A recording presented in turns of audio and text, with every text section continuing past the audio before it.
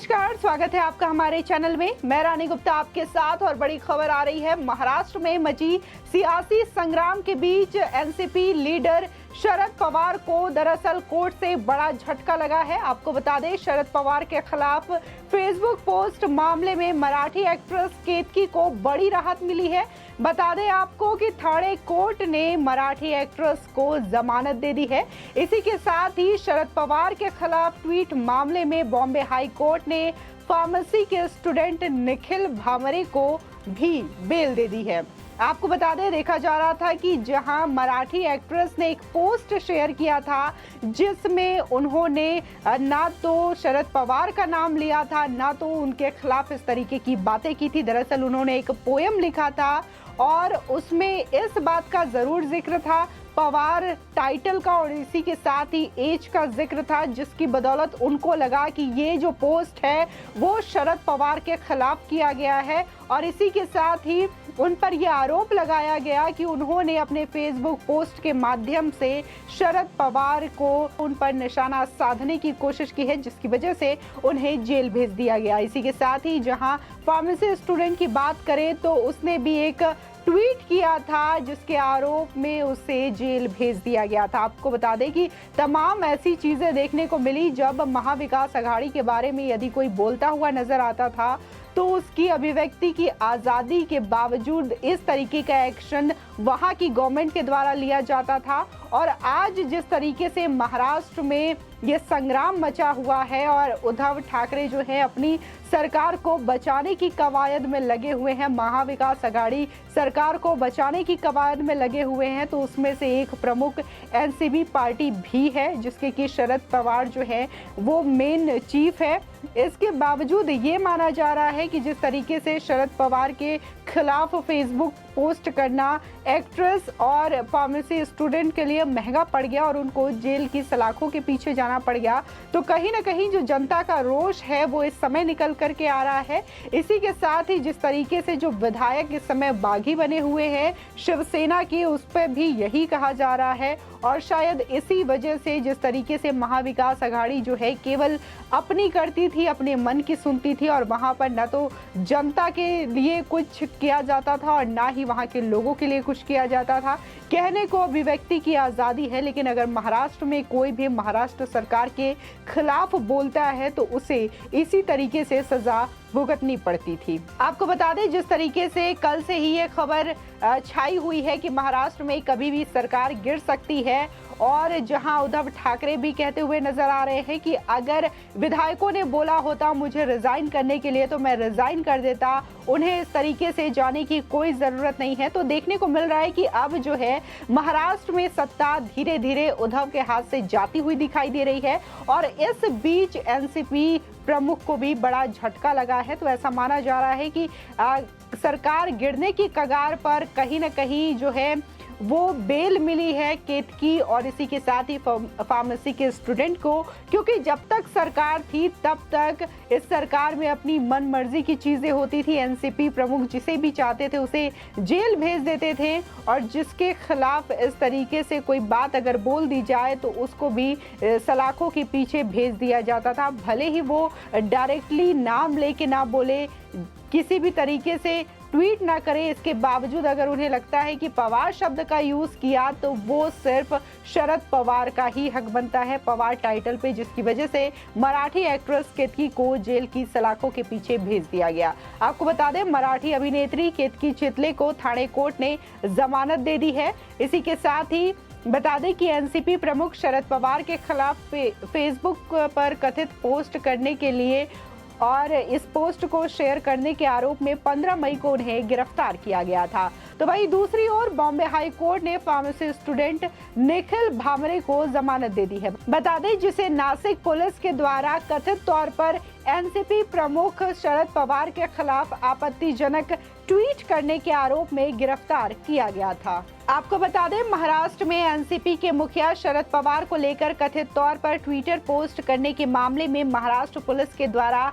गिरफ्तार किए गए 21 साल के फार्मेसी स्टूडेंट निखिल भामरे को बॉम्बे हाई कोर्ट ने जमानत दे दी है। वहीं मराठी एक्ट्रेस केतकी चितले को भी लंबे वक्त के बाद राहत मिली है।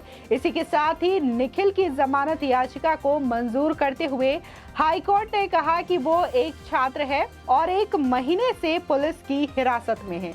इसके साथ ही अदालत ने पुलिस को सख्त आदेश दिया है कि जिन मामलों में उसे गिरफ्तार नहीं किया गया, उन मामलों में किसी भी तरीके की कोई दंडात्मक कार्रवाई नहीं होगी।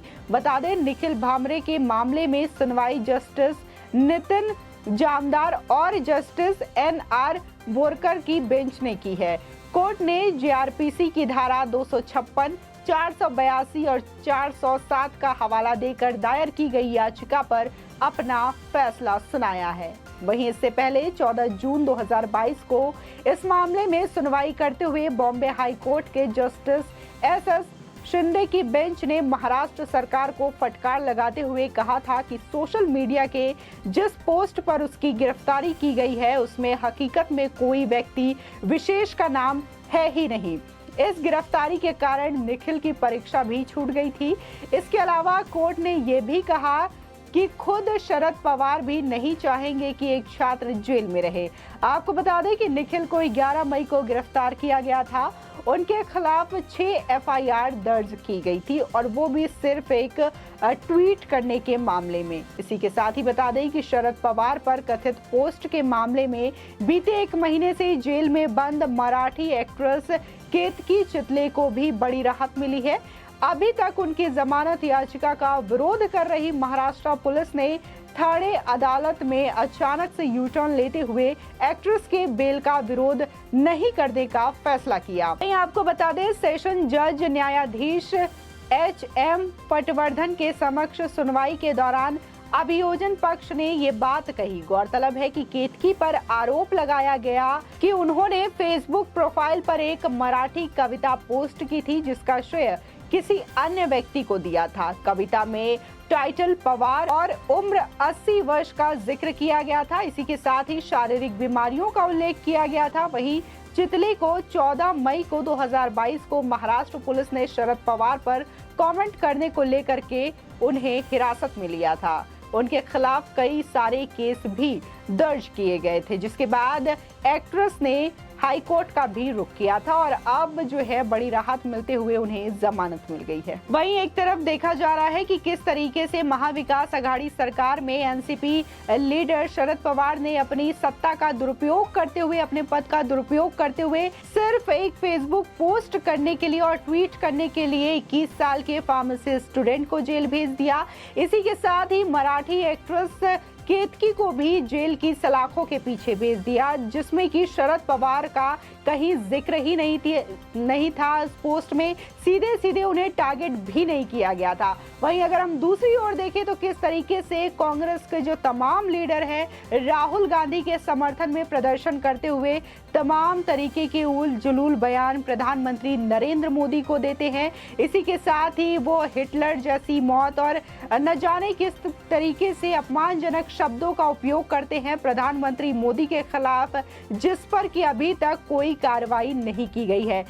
इसी के अलावा जहां प्रधानमंत्री के खिलाफ अपमानजनक शब्दों का प्रयोग किया गया कांग्रेस के नेताओं के द्वारा, तो वहीं देखा गया कि किस तरीके से आर्मी और सेना का भी अपमान करते हुए कांग्रेस के नेता दिखाई दिए। इसी के साथ ही पुलिसकर्मियों के साथ भी कांग्रेस नेत्रियां दुर्व्यवहार करते हुए दिखाई दी, जहां रेणुका चौधरी ने पिछले दिनों पुलिस का कॉलर पकड़ते हुए नजर आई थी वो, जिसके बाद उन्होंने एक बयान भी जारी किया और कहा कि उन्होंने गलती से पुलिसकर्मी का कॉलर पकड़ लिया था। दरअसल उनका इरादा उनकी कॉलर पर हाथ डालने का नहीं था। आपको बता दें, वहीं कल भी एक तस्वीर सामने आई थी जब कांग्रेस की नेता डिसूजा ने पुलिस कर्मी पर थूकने का प्रयास किया था, जिसके बाद ये वीडियो जो है जमकर सोशल मीडिया पर वायरल हुआ था और लोगों ने काफी कुछ कांग्रेस को कहा था, कांग्रेस के इस लीडर को कहा था। इसी के अलावा अलका लांबा का भी एक वीडियो जो है वो वायरल हुआ था, जिसमें कि वो रोती बिलखती हुई नजर आई थी।